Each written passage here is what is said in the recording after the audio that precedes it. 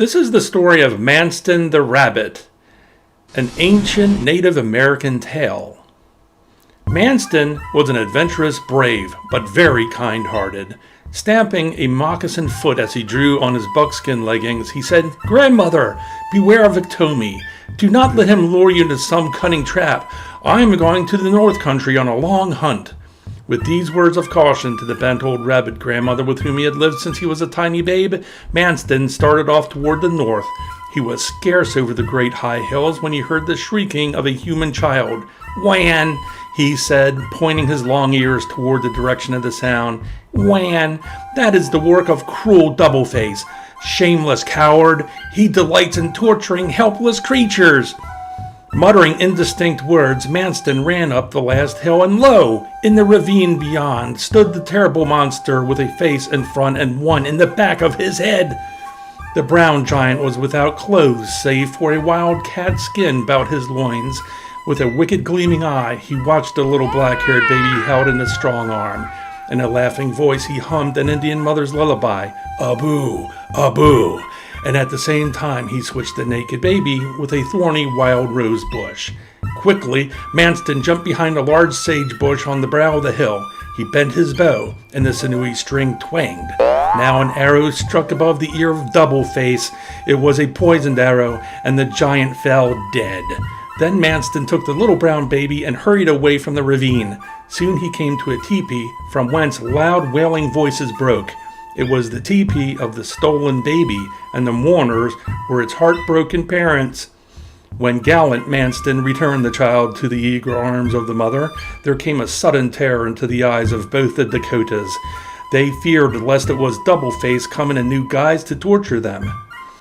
The rabbit understood their fear and said, "I am Manstin, the kind-hearted. Manstin, the noted huntsman.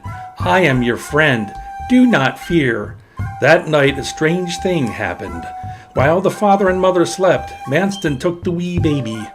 With his feet placed gently yet firmly upon the tiny toes of the little child, he drew upward by each small hand the sleeping child till he was a full-grown man.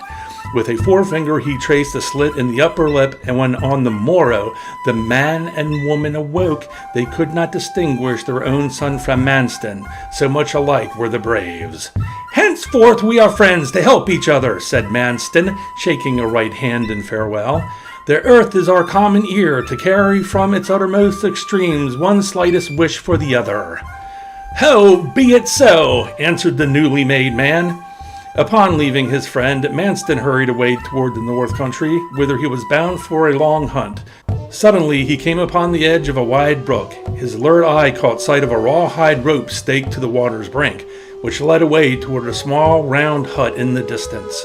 The ground was trodden into a deep groove beneath a loosely drawn rawhide rope. "Punhi!" exclaimed Manstin, bending over the freshly made footprints in the moist bank of the brook. "A man's footprints," he said to himself. "A blind man lives in yonder hut. This rope is his guide by which he comes for his daily water," surmised Manstin, who knew all the peculiar contrivances of the people.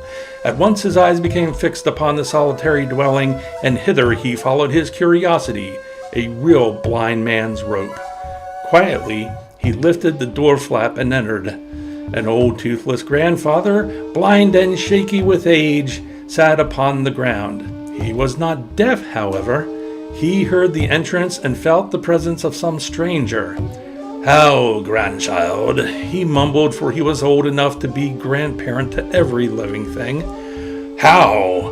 I cannot see you. Pray, speak your name." "Grandfather, I am Manstin," answered the rabbit, all the while looking with curious eyes about the wigwam.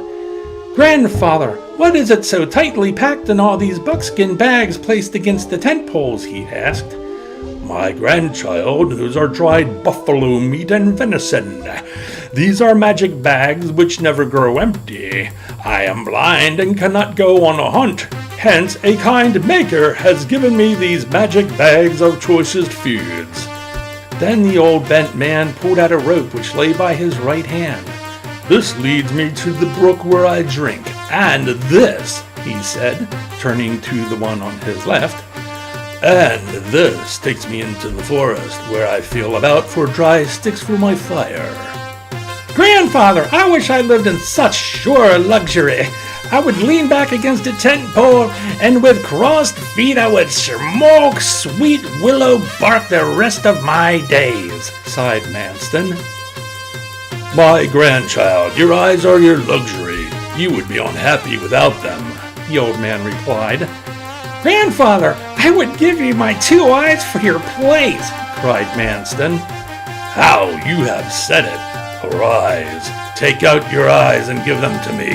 Henceforth you are at home here in my stead. At once Manstin took out both his eyes, and the old man put them on.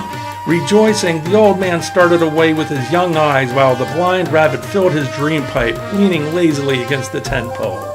For a short time, it was a most pleasant pastime to smoke willow bark and to eat from the magic bags. Manstin grew thirsty, but there was no water in the small dwelling. Taking one of the rawhide ropes, he started toward the brook to quench his thirst. He was young and unwilling to trudge slowly in the old man's footpath. He was full of glee, for it had been many long moons since he had tasted such good food. Thus he skipped confidently along, jerking the old weather-beaten rawhide spasmodically, until all of a sudden it gave way, and Manstin fell headlong into the water. In! He grunted, kicking frantically midstream. All along the slippery bank he vainly tried to climb, till at last he chanced upon the old stake and deeply worn footpath. Exhausted and inwardly disgusted with his mishaps, he crawled more cautiously on all fours to his wigwam door. Dripping with his recent plunge, he sat with chattering teeth within his on-fired wigwam. The sun had set and the night air was chilly, but there was no firewood in the dwelling. Hin! Murmured Manstin and bravely tried the other rope. I go for some firewood, he said, following the rawhide rope which led into the forest. Soon he stumbled upon thickly strewn dry willow sticks. Eagerly with both hands, he gathered the wood into his outspread blanket.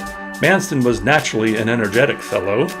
When he had a large heap, he tied 2 opposite ends of the blanket together and lifted the bundle of wood upon his back. But alas, he had unconsciously dropped the end of the rope, and now he was lost in the wood. Hin! He groaned. Then, pausing a moment, he set his fan-like ears to catch any sound of approaching footsteps. There was none. Not even a night bird twittered to help him out of his predicament. With a bold face, he made a start at random. He fell into some tangled wood where he was held fast. Manstin let go of his bundle and began to lament, having given away his 2 eyes. Friend, my friend, I have need of you. The old oak tree grandfather has gone off with my eyes, and I am lost in the woods, he cried with his lips close to the earth. Scarcely had he spoken when the sound of voices was audible on the other edge of the forest. Nearer and louder grew the voices. One was the clear flute notes of a young brave, and the other the tremulous squeaks of an old grandfather.